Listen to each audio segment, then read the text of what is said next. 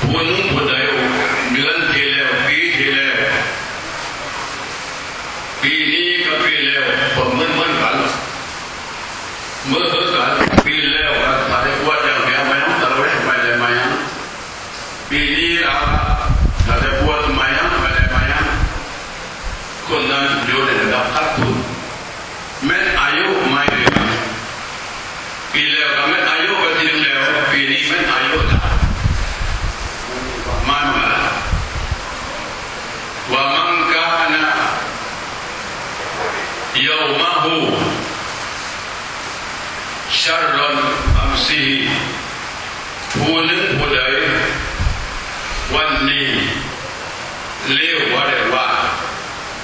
ปีที่แล้วพอได้ทำมายังตระเวนมาพอถึงมาปีนี้มายังตระเวนก็ทำมาอะไรก็ทำมาบวชก็ทำมาอยู่ห้องพักหลักต้มมีอยู่ห้องต้มมีพอวันนี้ทำนายก็ยังหวังแก่บวชจีบร้อยได้เหลือต่อกันจีบร้อยก็กินต่อกันคนนั้น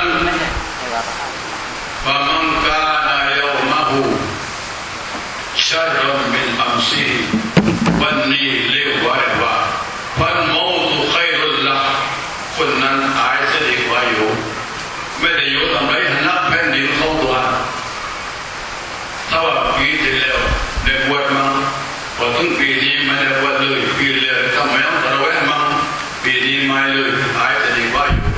ไม่ได้อยู่เลยนับแผ่นดินเข้าตัวเราทุกคนต้องพยายามในเมื่อถึงเดือนบวชต้องรักษาปากรักษาลิ้นให้ดีรักษาปากรักษาลิ้นรักษาพุงให้ดีอย่ากินรักษาพุงอย่ากินของฮารัมบัตนุกะชิบรุนมินชิบรินBagaimana al-khalaqan nar พุ่งของการวางคืบนึงยาวคืบนึงพุ่งโตลอยวางคืบยาวคืบFalima al-khalaqan nar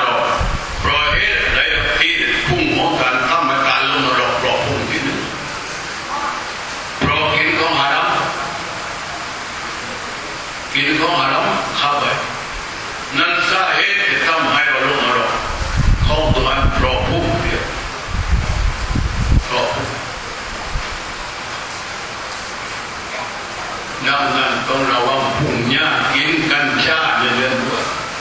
นี่มาโยกนอหลักกินกัญชาสวยไม้แผ่ขอชิดยานะกางกวานอหัวกระดิแผ่ไม่กินยาแต่ขอชิดยานะเพราะมันสักตัวอันตรายแก่ร่างกายของมันตั้งแต่ว่าแผ่ไม่มีสติปัญญามีแต่อารมณ์อย่างเดียวแต่มันไม่กินยาแต่ขอชิดยานะไม่กินสาเหตุใดที่มนุษย์ไปหาสิ่งที่อันตรายแก่ร่างกายแก่มนุษย์ร่างกายของมนุษย์ไปกินกัญชาไปกินเสกบุหรี่อันนี้ทั้งหมดทำโอ้โหกินมากันได้เลยเรื่องคือเรื่องร่างกายเรื่องสติปัญญาไปอารมณ์บอกเลยเดี๋ยวเลี้ยวก็ไปเลี้ยวกว่าเนี่ยเป็นเช่นนั้นเดี๋ยวเขาบอกชิบรุนมินชิบรินพุ่งของการวางคือหนึ่งยาวคือหนึ่งแต่สาเหตุใดพุ่งของการทำการลงนรกของอัลลอฮฺสุบฮานะฮูวะตะอาลาได้นั่นจำไว้ดีเราเป็นคนมุมินที่แท้จริงเป็นคนที่มีอีหมันที่แท้จริงไม่ว่าหญิงไม่ว่าเท้าไม่ว่าเนี่ยคนที่เขามีอีหมันต่ออัลลอฮฺ سبحانه และ تعالى เขาทำความดีและเขารอ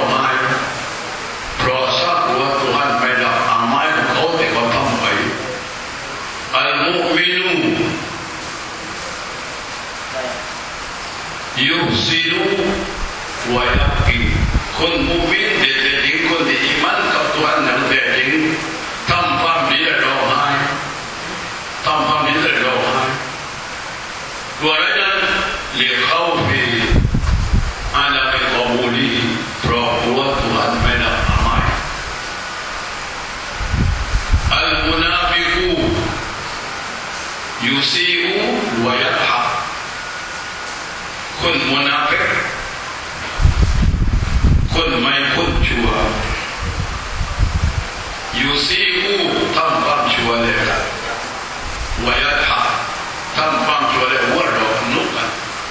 กินกัญชาอะไรแบบคืนรู้กัญชาอะไรแบบคืนนุอะไรวัวดอกนั่นคือคนมุนาฟิกคือไม่ดีนั่นคือเด็กไม่ดีมีสันดานไม่ดี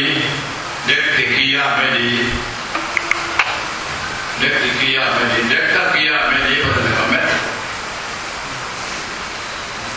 นั่นกันเขาเรียกว่าชาติจำไม่ด้วยก็บอกนั่นทุกอาทิตย์ก็บอกว่าอัลมุมินูยุสินูวะยักกีวัลมุนาฟิกูยุซีอูวะยัดหักالمؤمن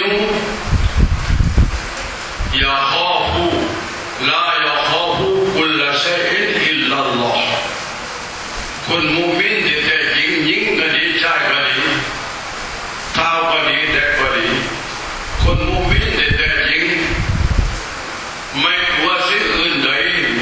นอกเหนือจากอัลลอฮฺ سبحانه และ تعالى นั่นคนมุมินที่แท้จริงไม่กลัวใครทั้งสิ้นยกเว้นอัลลอฮฺ سبحانه และ تعالى แต่อัลมุนาฟิกคนมุนาฟิกล่ะข้อบักคุลละชัยอินกลัวทุกสิ่งทุกอย่างกินกัญชาเนี่ยเท่ากับตัวบักรู้กลัวทุกอย่างไปกลัวกินกัญชาเนี่ยเท่ากับตัวบักรู้นั่นคนมุนาฟิกอัลมุนาฟิกข้อบักคุลละชัยอินอิลลัลลอฮฺกับอัลลอฮฺนั้นที่มันไม่กลัวนั่นคือคนมุนาฟิกนั่นคือคนไม่ดีนั่นคือเด็กไม่ดีกินกัญชาแล้วรู้ตัวทำความชั่วแล้วรู้ตัวอย่างยกเว้นแต่อัลลอฮ์แต่มันไม่กลัวนี่มันกลัวเกิดบอกเขาเกิดบอกไม่หันย่ำกินในห้องมัวแต่อยากกินกัญชาในห้องเลยถ้าเกิดบอกรู้หันชัดเกินแล้วอันนี้เด็กผู้ชายโยนได้ไม่ได้โยนไม่ได้ก็นอกบ้านเพราะขี้ยาไม่ดีนั่นแหละจำไว้มั้งจำไว้ด้วย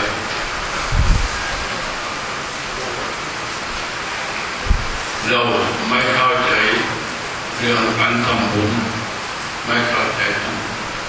การทำมายังก็ดีอะไรก็ดีเราไม่รู้หมอหายไปไหนวันที่30หรือวันที่29หมอหายไปไหนไม่ลืมถ้าว่าลืมแล้ว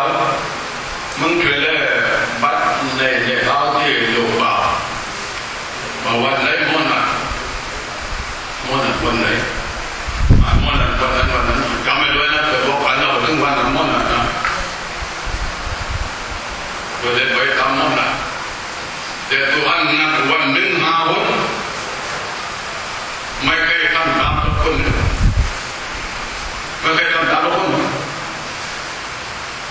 พอถึงย้ำที่ชอบหรือเขาบังรอพอย้ำที่เซ็กที่5เขาบังรอเลยย้ำอาการก็รอย้ำมันก็รอเลยแต่สักคนไม่ไปทำที่ตัวนั้นนะไม่ไปทำตัวนั้นนี่คือคนหรืออะไรนี่ก็ได้อันนี้คนถึง1 สักถึง1ไม่ใช่คนแต่เดินคนดีเดินได้แรงได้แต่ว่าใจมันจะใจคนนั่นคือใจสัตว์นั่นคือ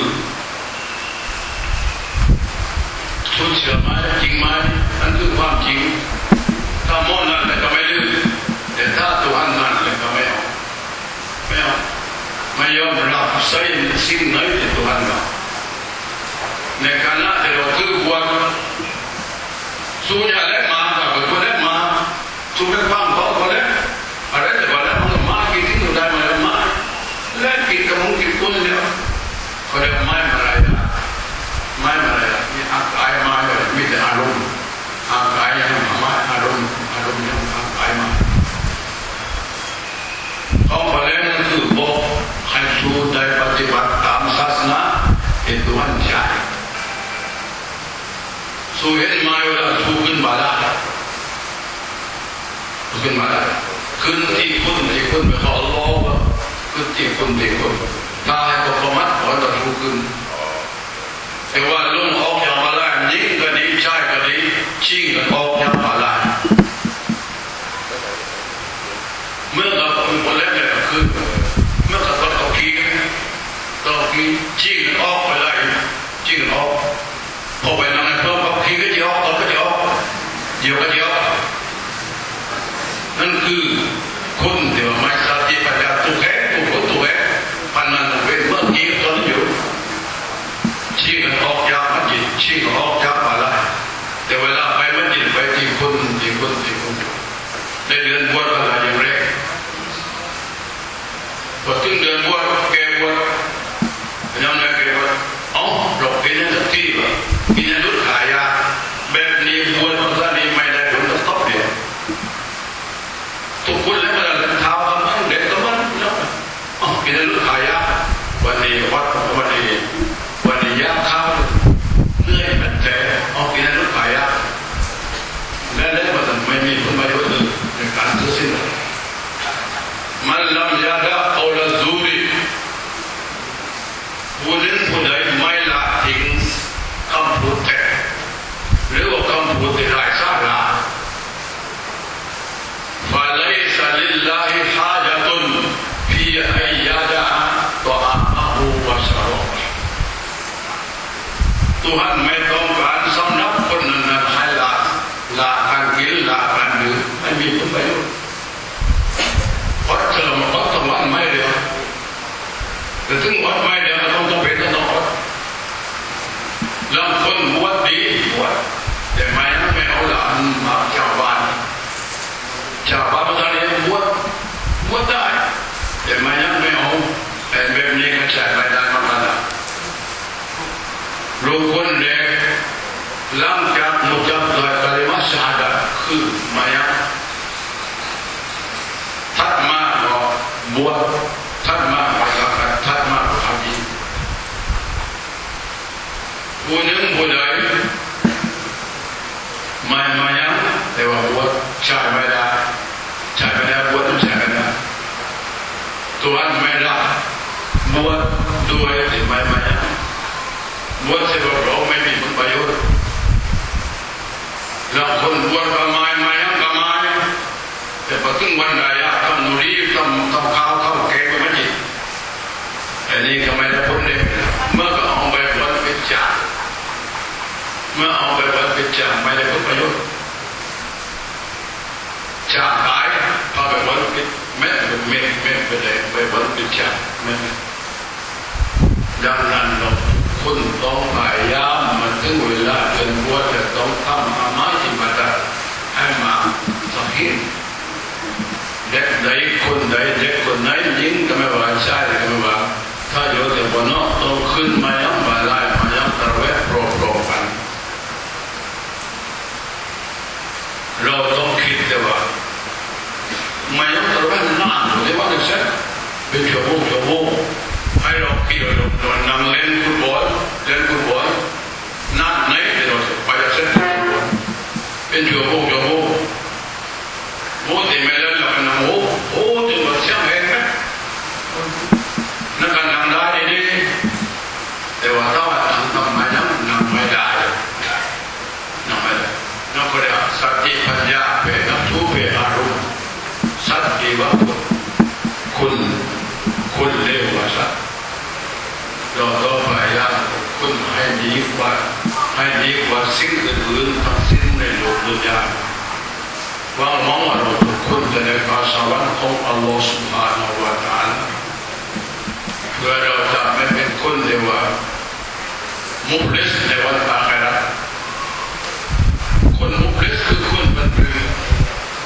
คนมุขลิสคือคนทำบุญมายังทำมายังปวดต่อปวดzakatก็ทำฮัจญีก็ทำแต่ยกขึ้นว่าชาวมาด่าคนโน้นด่าคนนี้ด่าคนนั้นว่าคนนั้นนี่ท่าคนนี้อันนี้เป็นอาหารการกินประจำวันสำหรับคนแต่ละคนเรื่องนินทาคนเรื่องเล่นเรื่องคนเป็นประจำดังนั้นท่านเรียนวันญาเล่นเรื่องใครญาคนเรื่องเพื่อนสอบบัตนบีตามสอบบัตว่าคนมุขลิสคือคนบันเทิงนบีตามเช่นเดียวสอบบัตต่อว่าคนที่มุขลิสสำหรับเราคือคนที่ไม่มีเบียร์มีทองนั่นคือคนมุขลิสนบีไม่ใช่คนนั้นไม่ใช่คนมุขลิสคือคนที่ทำความดีมาไม่ขายของในดุนยาแต่พอถึงอาคิเราะห์มันนินทาคนนั้นมั่งนินทาคนนู้นมั่งนินทาคนนี้มั่งความดีของมันที่มันต้องไหวเขาให้คนนั้นแจกให้คนนั้นแจกให้คนนี้นี่มึงนินทาผู้หาเอาไปเสียมึงด่าผู้หามึงเอาไปเสียเช่นแล้วแม้ความดีของมันแล้วของความชั่วของคนอื่นมาโกงให้มันลงหลอกแทนคนอื่นนั่นคือสำหรับคนที่ทำความชั่วในเดือนบวชก็ดีในเดือนไม่บวชก็ดีเดือนบวชต้องระวังยาแรงเรื่องลิ้นเรื่องปากเรื่องท้องยาแรงเรื่องคนยาแรงเรื่องคนเด็ดขาดถ้าเพียงแค่นี้คนฟ้าต้องเรียกคนยาทำข้องชั่วยาทำข้องไม่ดีในเดือนบวชต้องพยายามทำมาไม่อิบาดะห์ทำมาแต่เดือนบวชประเภทนี้คุณต้องระวังเลยคนนั้นคนใดคนนี้คนใดจะอยู่บ้านนอกต้องขึ้นมายังเด็ดขาดต้องขึ้นมายังถ้าไม่ขึ้นมายังเนี่ยจำเป็นจะต้องรับมาอยู่ดีถือว่าเด็กเล็กก็ดีที่อยู่ที่บ้านนอกเด็กชายก็ต้นมาหลับกินข้าวบางเดียวนะ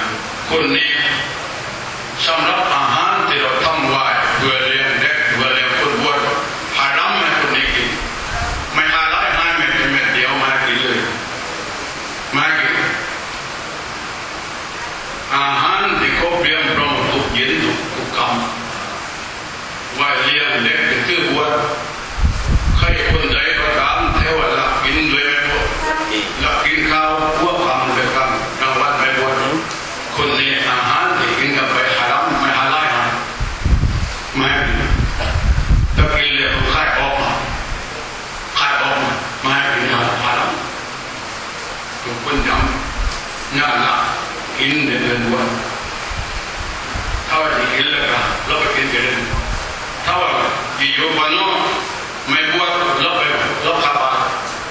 ให้พ่อแม่รับผิดชอบตัวที่เขาไม่รับผิดชอบเขาไม่รับคนบาปคนทำมาเสียอยู่กันไม่ได้คนทำความชั่วอยู่ด้วยกันไม่ได้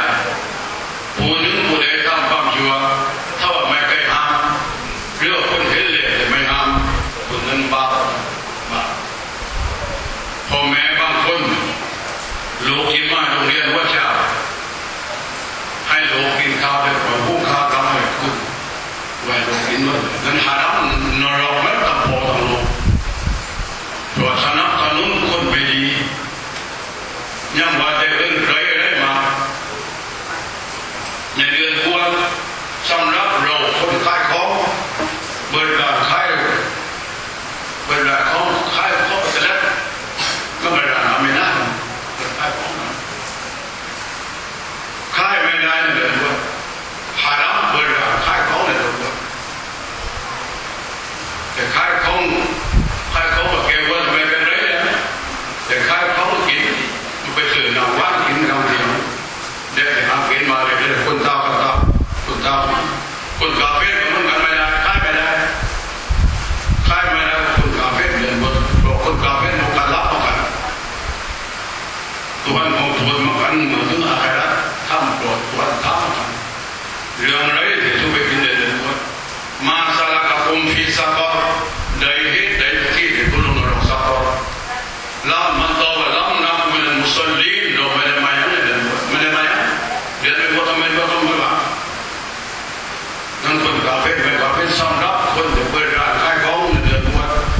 ควรหยุดขายของเลยควรไม่ต้องหากินไปขายตอนน้ำเดือนนี้ยามเวลาขายของจะดีเวลาขายของไม่ได้ขายของขายหาเล็กๆเว้ยจะเสียของกินเลยเวลาน้ำยาข้าวกำลังราแต่ตานาบิดไม่ได้หารัมนะอาชีพหารัมเลยอาชีพนั้นได้ไม่เป็นหารัมไม่ได้บอกผีบอกน้องมั้งบอกป้าบอกมาให้มาสัญญาครับไม่ใช่ใกล้กองหรือใกล้เดือนวันหาทุกคนต้องเข้าใจเลยทุกคนต้องเรื่องเงินไม่ว่าแต่เรื่องท่าโยกน้องต้องขึ้นมายังถ้าไม่ขึ้นมายังก็ยังอยู่รอบบ้านนะเพียงแค่นี้ก็ไม่ได้ตรงที่วันนี้ได้สุภาพเราทำนี่สุภาพเราทำนี่ก็สบาย